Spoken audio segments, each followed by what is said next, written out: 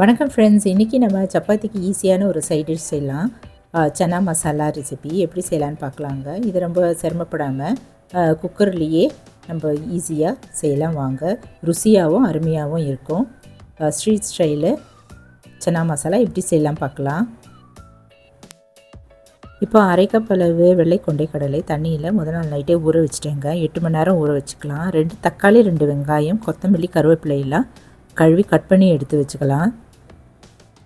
ஈஸியாக நம்ம ஒரு அரைவையிலே நம்ம இந்த மசாலாலாம் அரைச்சி முடிச்சிடலாங்க. இப்போ இந்த கொண்டைக்கடலையில் இருக்கிற தண்ணியெல்லாம் வடிய விட்டு எடுத்து வச்சுக்கலாம். இப்போ ஒரு மிக்சி ஜாரில் இந்த வெங்காயம், தக்காளி, கருவேப்பிலை, கொத்தமல்லி எல்லாமே போட்டு அரைச்சிக்கலாங்க. பேஸ்ட் மாதிரி நம்ம தயார் பண்ணிக்கலாம்.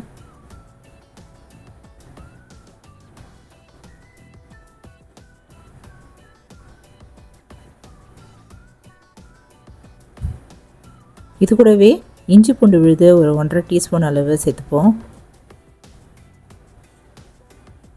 பொடித்த மிளகுத்தூள் அரை டீஸ்பூன், ஜீரகத்தூள் அதுவும் அரை டீஸ்பூன், 2 டேபிள் ஸ்பூன் அளவு தனி மிளகாய் தூள், 1/4 டீஸ்பூன் அளவு மஞ்சத்தூள் இதெல்லாம் சேர்த்துட்டு நல்லா அரவை இதை போல் பேஸ்ட் மாதிரி அரைச்சிக்கலாங்க.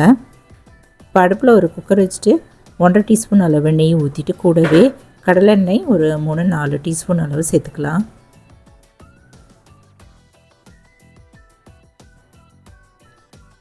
இதில் மசாலா அப்புறம் ஒரு பட்டை, 3 லவங்கம், ஒரு ஏலக்காய் இதெல்லாம் போட்டு வறுத்துக்கலாங்க. இப்போ அரைச்ச இந்த விழுதை நம்ம இதில் போட்டுட்டு நல்லா வதக்கிடலாம். பச்சை வாசனை போக மினிமம் ஃப்ளேமில் வச்சுட்டு ஒரு 5 நிமிஷம் போல் வதக்கிக்கலாங்க. மேலே அப்படி லைட்டாக எண்ணெய் பிரிஞ்சு வர வரைக்கும் வதக்கிடலாம். இப்போ நல்லா வதங்கிருச்சு.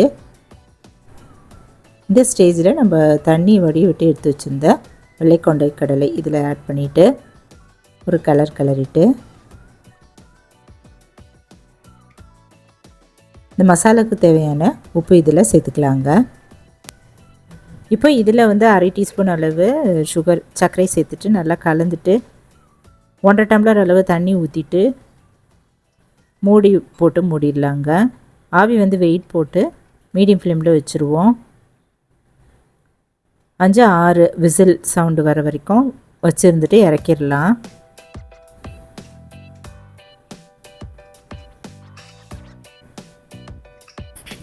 ஆவி வந்துடுச்சு, வெயிட் போட்டேங்க. சவுண்டு நம்ம இறக்கி வச்சிடலாம். இப்போது அருமையான குயிக்கான ஈஸியான சன்னா மசாலா சப்பாத்திக்கு ஈஸியாக நம்ம இதை போல் செய்யலாங்க. நல்லா கலந்துட்டு நம்ம சர்வ் பண்ண வேண்டியதாங்க.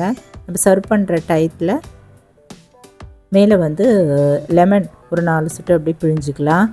கூடவே சின்னதாக கட் பண்ண வெங்காயமும் பொடியாக அது மேலே அப்படியே தூவிட்டு சர்வ் பண்ணால் சூப்பராக அருமையாக இருக்குங்க. நீங்களும் இந்த டேஸ்டான சன்னா மசாலா ஈஸியாக 1 பாட் ரெசிபியாக அது போல் செய்து பாருங்கள். செஞ்சு பார்த்துட்டு எப்படி இருக்குன்னு சொல்லுங்கள். இந்த வீடியோ பிடிச்சதுன்னா என்னுடைய சேனலான குக்கிங் வித் சித்ரா அன்பு சேனலை சப்ஸ்கிரைப் பண்ணிக்கோங்க. லைக் பண்ணுங்கள், ஷேர் பண்ணுங்கள், கமெண்ட் பண்ணுங்கள். தேங்க்ஸ் ஃபார் வாட்சிங். நன்றி, வணக்கம். நம்ம அடுத்த வீடியோவில் பார்க்கலாம்.